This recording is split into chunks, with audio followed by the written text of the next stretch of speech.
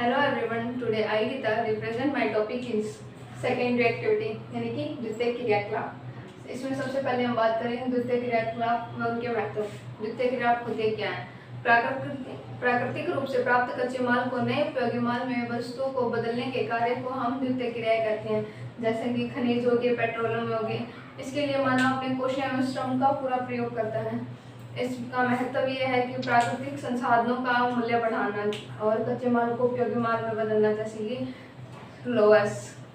अब इसमें हमारा सेकंड पॉइंट आता है विनिर्माण व विनिर्माण। सबसे पहले हम विनिर्माण किसी वस्तु का उत्पादन बढ़ाना, जैसे कि प्लास्टिक के खिलौने ये बनाना, और विशेषता इसकी है कि वस्तुओं का व्यापक स्तर पर उत्पादन करना और मानक वस्तुओं का उत्पादन बढ़ाना। अब इसमें यही है विनिर्माण के साथ साथ इसमें ये आता है बड़े पैमाने पर होने वाले विनिर्माण की विशेषताएं, यानी इसमें कौशल का विशिष्टीकरण होता है। इस कौशल का विशिष्टीकरण, यंत्रीकरण और प्रौद्योगिक नवाचार। तो इसमें सबसे पहले आता है हमारे कौशल श्रमीकरण एवं विशिष्टीकरण। इसमें श्रम को विभाजित किया जाता है, प्रति श्रमिक या कारीगर निरंतर एक ही कार्य करते हैं इसमें। और सेकंड पॉइंट आता है यंत्रीकरण। यंत्रीकरण से हमारा मतलब है कि किसी कार्य को करने के लिए यंत्रों का प्रयोग करना। आधुनिक बड़े पैमाने वाले उद्योगों में इसका प्रयोग किया जाता है और ये स्वयं चलती हुई मशीनें इसका विकसित उदाहरण है। और फिर इसमें थर्ड पॉइंट आता है प्रौद्योगिकी नवाचार। खोज और विकसित विकास के द्वारा विनिर्माण की गुणवत्ता को में वृद्धि करना व मानक इकाइयों को निर्धारित करना या प्रदूषण को रोकना, इसके 3 बिंदु हो गए। अब इसमें हमारा नेक्स्ट बिंदु आता है उद्योग को विकसित करने के कारक। उद्योग को कौन कौन विकसित करता है? बाजारों तक पहुंच, कच्चे माल की प्राप्ति, श्रम की उपलब्धता, ऊर्जा के स्रोत एवं परिवहन एवं संचार सुविधाएं। ये इसके 5 बिंदु हैं जो ये इसके उद्योग के विकसित करने के कारक हैं। सबसे पहले इसमें आता है बाजारों तक पहुंच। विश्व के सबसे बड़े बाजार भारत एवं चीन में ही है, क्योंकि यहाँ पर जनसंख्या वृद्धि अत्यधिक है। यदि हमें कोई नए उद्योग धंधा शुरू करना होता है तो सबसे पहले हमें यह देखना होता है कि वहाँ पर आसपास ज़्यादा बाजार कहाँ मिल सकते हैं। अब इसमें हमारा सेकंड बिंदु आता है कच्चे माल की प्राप्ति। कच्चे माल की प्राप्ति ऐसी जगह पर उद्योग धंधे विकसित किए जाते हैं जहाँ पर हमें आसानी से कच्चा माल प्राप्त हो जाए। वहाँ पर उद्योग कच्चे माल की प्राप्ति के लिए उद्योग धंधा विकसित किया जाता है।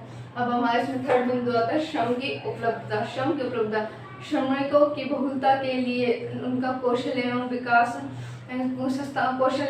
सस्ता होना चाहिए। आधुनिक युग में स्वचालित मशीनों का प्रयोग किया जाता है, कंप्यूटर जैसे यंत्रों का आविष्कार हो गया है, तो फिर उद्योग में मानव श्रम का अत्यधिक उपयोग हुआ है। हमारा इसमें नेक्स्ट पॉइंट आता है ऊर्जा के स्रोत। उद्योगों में मशीन चलाने के लिए शक्ति की आवश्यकता होती है। लौह इस्पात जैसे उद्योग जो कोयले से चलते हैं वह उन्हें शक्ति प्राप्त करते हैं। कोयले की खाने में उत्पाद स्थापित किए जाते हैं। पर्याप्त मात्रा में जल विद्युत की उपलब्धि भी उद्योगों की स्थिति तथा उनके विकास के लिए अत्यधिक महत्वपूर्ण कारक होते हैं। अब इसमें हमारा नेक्स्ट पॉइंट है परिवहन एवं संचार सुविधाएं। तैयार माल को एक स्थान से दूसरे स्थान पर पहुंचने के लिए पर्याप्त परिवहन की अत्यंत आवश्यकता होती है। वहां पर संचार की सुविधा भी अच्छी होनी चाहिए। अब हमारे इसमें नेक्स्ट पॉइंट है स्वच्छंद उद्योग। स्वच्छंद उद्योग ऐसे उद्योग जो कच्चे माल से जुड़े हुए नहीं होते, उन्हें स्वच्छंद उद्योग कहा जाता है। स्विट्जरलैंड के घरेलू उद्योगों में प्रयोग होने वाला कच्चा माल जो कि हल्का होता है, वह उसकी स्थापना में कच्चे माल का महत्व नहीं होता है। अब हमारा फिफ्थ पॉइंट आता है उद्योगों का वर्गीकरण। उद्योग के आधार पर हमारे चार्ट बना रखा। उद्योग के आधार पर वर्गीकरण, इसका आकार के आधार पर वर्गीकरण किया जाता है, कच्चे माल के आधार पर और उत्पाद के आधार पर, स्वामित्व के आधार पर। आकार के आधार पर हमारा फर्स्ट पॉइंट आता है कुटीर एवं घरेलू उद्योग। कुटीर उद्योग यह विनिर्माण की सबसे छोटी इकाई होती है। इस उद्योग में वस्तुओं का विनिर्माण स्थानीय कच्चे माल का प्रयोग करके घरों में किया जाता है। कच्चे माल स्थानीय बाजारों से ही प्राप्त किया जाता है। इसमें उद्योगों में पूंजी का अत्यधिक गुणवत्ता निवेश नहीं होता है। इसमें उत्पाद की गुणवत्ता पर भी विशेष ध्यान दिया जाता है। इसमें मशीनों का प्रयोग नहीं होता है। अधिकांश कार्य हाथ से किए जाते हैं और इसमें सारा परिवार के सदस्य मिलकर भी इसमें कार्य करते हैं। यह इस उद्योग में चटाइयाँ बुनकर जैसे कलाकृति ये सब उद्योग इस क्षेत्र में वस्तुएं बनाई जाती हैं। अब हमारा इसमें आकार के आधार पर हमारे में सेकंड पॉइंट है छोटे स्तर के उद्योग। छोटे स्तर के उद्योग ये कुटीर उद्योग का विस्तृत रूप है। इनका जन्म कुशल शिल्पकारों अलग अलग संगठनों से जुड़ा हुआ होता है। पहले इसमें काम हाथों से किया जाता था, परंतु अब मशीनों का प्रयोग होने लगा है। स्थानीय बाजारों से कच्चा माल प्राप्त न होने पर दूसरे देशों से मंगवाया जाता है। इसमें कम पूंजी की आवश्यकता होती है, कम मशीन और कम श्रमिकों की आवश्यकता होती है। कपड़े, फर्नीचर एवं चमड़े का सामान छोटे स्तर के उद्योग के कुछ उदाहरण हैं। अब इसमें हमारा आता है तीसरा बिंदु, बड़े स्तर के उद्योग। बड़े स्तर के उद्योग, इन उद्योगों में उत्पादन बड़ी मशीनों द्वारा किया जाता है। इस प्रकार के उद्योगों का विकास पिछले 200 वर्षों से अधिक से शुरुआत हो चुकी है। इसमें अति आधुनिक एवं ऊर्जा से चलने वाली स्वचालित मशीनों का प्रयोग किया जाता है। इसमें अधिक पूंजी, अधिक श्रम की आवश्यकता होती है। कच्चा माल प्राप्त न होने पर दूर स्थित देशों से मंगवाया जाता है। बड़े पैमाने के उद्योग का प्रबंध बड़ा जटिल होता है। बड़े पैमाने के उद्योग अमेरिका, रूस, चीन, जापान जैसे काफी बड़े देशों में पाए जाते हैं। लोहा इस्पात, वस्त्र निर्माण, चीनी उद्योग इसके कुछ उदाहरण हैं। अब हमारा दूसरा बिंदु होता है कच्चे माल के आधार पर उत्पादन उद्योग का वर्गीकरण। इसमें हमारे क्या क्या बिंदु आते हैं? कृषि आधारित उद्योग, खनिज आधारित, रसायन आधारित, वन आधारित और पशु आधारित। ये सब हमारे कच्चे माल के आधार पर वर्गीकरण में आते हैं। तो इसमें सबसे पहले हमारा कृषि आधारित उद्योग। ये उद्योग कृषि उपयोग को कच्चे माल के रूप में प्रयोग करते हैं, जैसे कि सूती वस्त्र, चीनी एवं घी इसके कुछ उदाहरण हैं। अब हमारा आता है खनिज आधारित उद्योग। खनिज आधारित उद्योग, इस प्रकार के उद्योग में खनिज को कच्चे माल के रूप में उपयोग किया जाता है। खनिज दो प्रकार के होते हैं, धात्विक और अधात्विक। धात्विक खनिज में क्या है? लो और एलो, ये इसके दो प्रमुख उदाहरण हैं। और लो धातु उद्योग में ये उद्योग ऐसी धातुओं पर आधारित होते हैं जिनमें लोहांश पाए जाते हैं, जैसे कि मशीन, लोहा इस्पात, ये इसके कुछ उद्योग के उदाहरण हैं। और एलो में आता है एलो धातु उद्योग में ये उद्योग एलो धातुओं पर आधारित होते हैं, जैसे एल्यूमिनियम व तांबा, ये एलो के उदाहरण हैं। और अधात्विक उद्योग, इसमें सीमेंट, मिट्टी के बर्तन, ये कच्चे माल वाले प्राप्त किए जाते हैं। अब हमारा इसमें तीसरा बिंदु है रसायन आधारित उद्योग। रसायन आधारित उद्योग, इस प्रकार के उद्योग को प्राकृतिक रूप से पाए जाने वाले रसायनों से प्रयोग किया जाता है, जैसे कि पेट्रोल रसायन एवं कृत्रिम रेशा, ये रसायन आधारित के उदाहरण हैं। अब हमारा आता है वन आधारित उद्योग। इन उद्योगों में वनों से प्राप्त उत्पादों को प्रयोग होता है, जैसे कि कागज एवं लुगदी, इसमें और इमारती लकड़ी भी हमें उद्योग वनों से प्राप्त। नेक्स्ट बिंदु है इसमें पशु आधारित उद्योग। पशु आधारित, इस प्रकार के उद्योगों में पशुओं में से प्राप्त उत्पाद को कच्चे माल के रूप में प्रयोग किया जाता है, जैसे कि चमड़ा व ऊन, इसके कुछ उदाहरण है। अब हमारा उद्योग के वर्गीकरण में हमारा थर्ड बिंदु उत्पाद के आधार पर उनका वर्गीकरण। उत्पाद क्या है? दो प्रकार के होते हैं, पहला मूलभूत उद्योग और दूसरा उपभोक्ता समान आधारभूत उद्योग या मूलभूत का, इसमें दोनों पॉइंट है। इस उद्योग के उत्पादों का प्रयोग अन्य प्रकार के उत्पादन से प्राप्त करने के लिए किया जाता है, जैसे लोहा इस्पात उद्योग। इसमें लोहा इस्पात से मशीनें बनती हैं जो अन्य उत्पादों के निर्माण के लिए प्रयोग की जाती हैं। अगर लोहा इस्पात उद्योग के आधारभूत उद्योग भी कहा जाता है और मूलभूत उद्योग भी कहा जाता है। अब हमारे इसमें दूसरा बिंदु उपभोक्ता समान, उपभोक्ता वस्तु निर्माण उद्योग। इन उद्योग के उत्पादों के संबंध उद्योग सीधे उद्योग उपयोग के लिए प्रयोग किए जाते हैं, जैसे बिस्कुट, वस्त्र, वाहन में खाने की चीजें हो गई, टेलीविजन, ये जो मूलभूत होती है नॉर्मली हम कंज्यूमर्स यूज करते हैं, उसमें आता है। अब इसमें फोर्थ पॉइंट है स्वामित्व के आधार पर वर्गीकरण। स्वामित्व के आधार में तीन सार्वजनिक, निजी और संयुक्त। पहले आता है सार्वजनिक क्षेत्र के उद्योग। जब किसी उद्योग का स्वामित्व तथा प्रबंध राज्य सरकार के हाथों में हो तो उसे सार्वजनिक क्षेत्र के उद्योग घोषित कर दिया जाता है, उसे संज्ञा दी जाती है। और निजी क्षेत्र के उद्योग किसी एक व्यक्ति या कुछ व्यक्तियों के समूह के स्वामित्व के प्रबंधन में संचालित उद्योग निजी क्षेत्र के उद्योग में आते हैं। अब हमारा थर्ड बिंदु आता है इसमें संयुक्त क्षेत्र के उद्योग। जिन उद्योग को सरकार तथा निजी लोग मिलकर चलाते हैं उन्हें संयुक्त क्षेत्र के उद्योग कहा जाता है।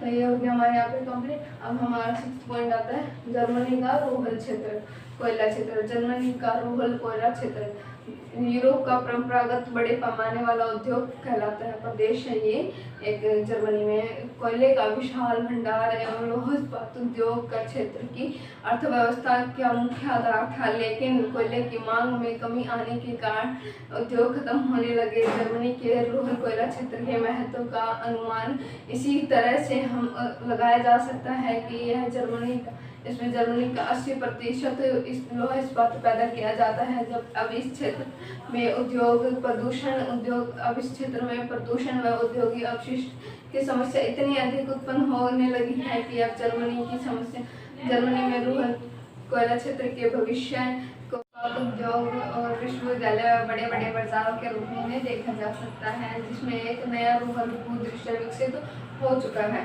अब हमारा इसमें नेक्स्ट पॉइंट आता है प्रौद्योगिकी ध्रुव। प्रौद्योगिकी ध्रुव क्या होता है? Technology poles. एक प्रौद्योगिक ध्रुव एक संकेंद्रित क्षेत्र के भीतर अभिनव प्रौद्योगिकी का उद्योग से संबंधित उत्पादन के लिए जिम्मेदार नियोजित विकास है। प्रौद्योगिकी ध्रुव में विज्ञान व अथवा प्रौद्योगिकी एवं पार्क विज्ञान नगर तथा दूसरे उच्च तकनीक औद्योगिक संयुक्त सम्मिलित है। अब इसमें हमारा एक पॉइंट आता है उच्च तकनीकी औद्योगिक क्षेत्र एवं प्रौद्योगिकी पार्क। स्वच्छंद उद्योगों में उद्देश्य से आधारित औद्योगिक क्षेत्र एवं अथवा प्रौद्योगिक पार्कों के रूप में करना व नगरों की सीमाओं पर स्थापित होने की प्रवृत्ति होती है। यह प्रवृत्ति लंदन और टोक्यो के उद्योगों में पाई जाती है। इसमें एक मंजिल कारखाने पर तथा भविष्य में विस्तार के लिए प्रदर्शन आवश्यक होता है एवं नगर परिधि में सस्ती भूमि मिल जाती है यहाँ पर उस तकनीकी क्षेत्र में। अब हमारा 9th पॉइंट आता है विश्व के लौह इस्पात उद्योग का वर्णन। विश्व के लौह इस्पात, हमें पूरे विश्व के बारे में बताना है। इसमें लौह इस्पात उद्योग सभी उद्योगों का आधार है, मतलब कि सुई से लेकर बड़े बड़े जहाजों तक का निर्माण लौह इस्पात उद्योग पर ही आधारित होता है। किसी भी देश के औद्योगिक विकास का मापदंड लौह इस्पात उद्योग ही है, क्योंकि इस उद्योग में बड़ी मात्रा में भारी भरकम कच्चा माल उपयोग किया जाता है, इसलिए इसे भारी उद्योग भी कहते हैं। लोहे को शुद्ध रूप से प्राप्त नहीं किया जाता, इसे लोहा अयस्क के रूप में प्राप्त किया जाता है और लोहा अयस्क को क्या कार्बन के रूप और चूना पत्थर के साथ मिलाकर भट्टियों में पिघलाया जाता है और लोहा के रूप में प्राप्त किया जाता है। इसे कच्चा माल कहते हैं हम। इसमें विश्व वितरण भी किया जाता है। विश्व वितरण की प्रक्रिया बहुत ही जटिल होती है। यह अमेरिका, यूरोप एवं एशिया जैसे देशों में विकसित किया जाता है। भारत में जमशेदपुर, विशाखापट्टनम जैसी जगहों पर लोहा इस्पात उद्योग स्थापित किए जाते हैं। इसके अतिरिक्त यहाँ पर इस उद्योग का विस्तार दक्षिणी अल्बामा में भी हुआ। पिट्सबर्ग क्षेत्र का महत्व अब घट रहा, अब धीरे धीरे घटता जा रहा है। इस क्षेत्र को जंग का कटोरा भी स्थापित कर दिया जाता है। इसको जंग के कटोरे के नाम से पुकारा भी जाते हैं। नेक्स्ट पॉइंट आता है 10th, जो कि आखिरी पॉइंट हमारा विश्व के सूती वस्त्र उद्योग का वर्गीकरण। विश्व के सूती वस्त्र इस उद्योग के तीन निम्नलिखित क्षेत्र हैं।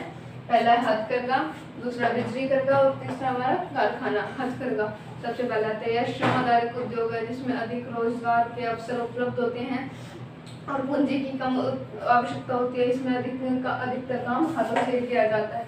हमारा दूसरा बिंदु है इसमें बिजली करघा। इसमें श्रम की आवश्यकता कम होती है। इसमें ज़्यादातर कार्य बिजली के चलने वाले उपकरणों से के द्वारा किए जाते हैं। अब हमारे इसमें थर्ड बिंदु है कारखाना सूती कपड़ा उद्योग की एक बड़ी इकाई है, जिसमें वस्त्र का निर्माण बड़े स्तर पर किया जाता है और इसमें पूंजी की अधिक आवश्यकता होती है।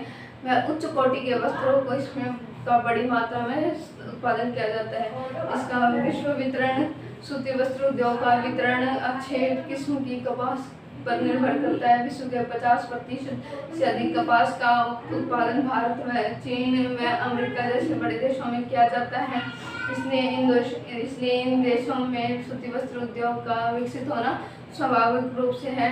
इसके अतिरिक्त ब्रिटेन, जापान व यूरोप में देशों में आयात कपास कम आधारित होता है, सूती वस्त्र उद्योग होता है। हमें हमारे यहाँ पर टॉपिक खत्म होता है। Thank you so much.